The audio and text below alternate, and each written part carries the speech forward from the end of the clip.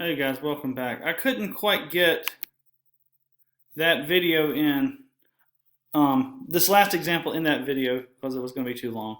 So I'm going to finish up example 4 with you, and that'll conclude today's stuff. So let me just get right into it. So we're looking here, example 4 happens to be a difference of squares. And there's the formula, and again, you got this in your notes. This is there.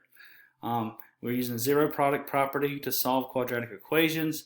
This happens to be a factoring job. We put equal 0 beside it. Suddenly it's an equation, a quadratic equation. So let's start by factoring this thing. When you see one of these, you need to look at it like this.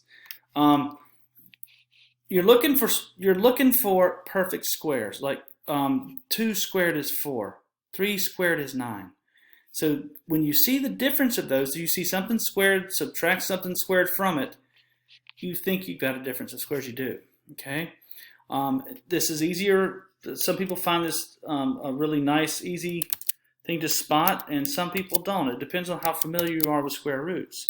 So you need to look at it like it's a 2x squared. So I have coefficients here. And I intentionally picked one that had that. So you'd have an example of it, maybe a trickier one than some are. Okay, so that's what you're looking at here. All right, so now you can use this format. Just plug it right into your little formula you got going on here. And some of you that probably find this boring because you remember doing this just a week or so ago. So we'd have 2x plus 3 and 2x minus 3, and that's how that would factor. Now, if that's an equation, that is, we'll come up here and delete this. Oh, not all of it. Delete this and say, well, what if we were dealing with that guy? Well, we factored the left-hand side, so we've got that guy. Then we'd set each one equal to 0. And when we do that, we'd have, so this video doesn't get too long, we'll go directly to our little brackets. What would we have? We'd add over 3 on this part, divide by 2. So we'd have a positive 3 halves, and here we'd subtract over 3, divide by 2, so we'd have negative 3 halves. So the answer would be negative 3 over 2 and positive 3 over 2, and that's your solution set. Okay? Now, I want to talk about this another way too, because when I taught you this, we learned that there's certain methods that are easier than others. That's really not in a lot of trouble to factor and do that. It goes pretty smooth, but this could be done another way. If you'll remember, I'm going to delete this out of here. Okay, and we're going to do it another way. Remember you had a property, I'm going to just come up here and add to this equation. What's up in here?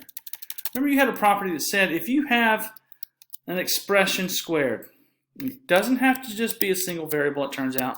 Give you an expression and it's equal to, say, some number n. Remember that?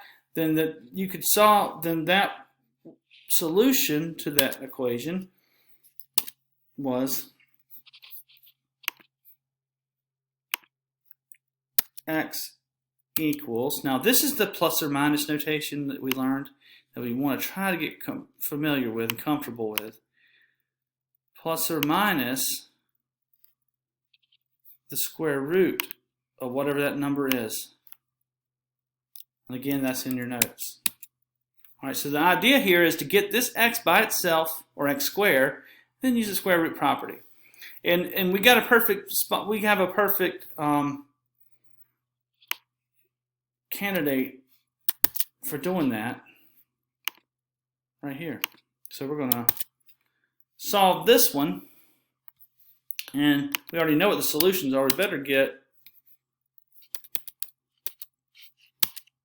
3 halves. Okay, so if we're going to do it using the square root property, just showing you there's 2 ways to do this, and both are pretty easy, I think. So in this case here, the first thing you would do is add 9 to both sides. Remember, your division step's your last step. So you'd have 4x squared, and that's equal to positive 9. You add it over, or add 9 to both sides. which means that the next step would be dividing by 4 on both sides. And that would leave us x squared equals 9/4. And I'm going to plug it in there. I know I'm slow. I'm used to writing this stuff and not typing everything. Okay, so we got 9/4. Now you're in the perfect position to use the square root property. Okay, so then when you take the square root of both sides, you'll find that x is equal to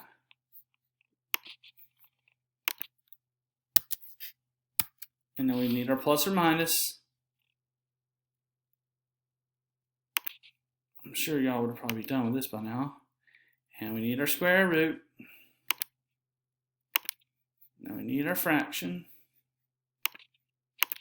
Ooh, a lot of work. Okay, so we got our 9/4. And that's equal to plus or minus 3/2. Okay, so I'm just going to type that 3/2 here. And there's that 3/2 coming back. Okay. And at some point, we're going to do a video. What you know about square roots right now, we really haven't done enough of it. So what you know can get you by for right now, but we need to do a video where we get more in depth and work on these square roots. There's right many properties that we didn't get to in those modules, and I plan to do that. And anyway, that concludes the methods here for factoring. If there's something left out, feel free to message me and let me know.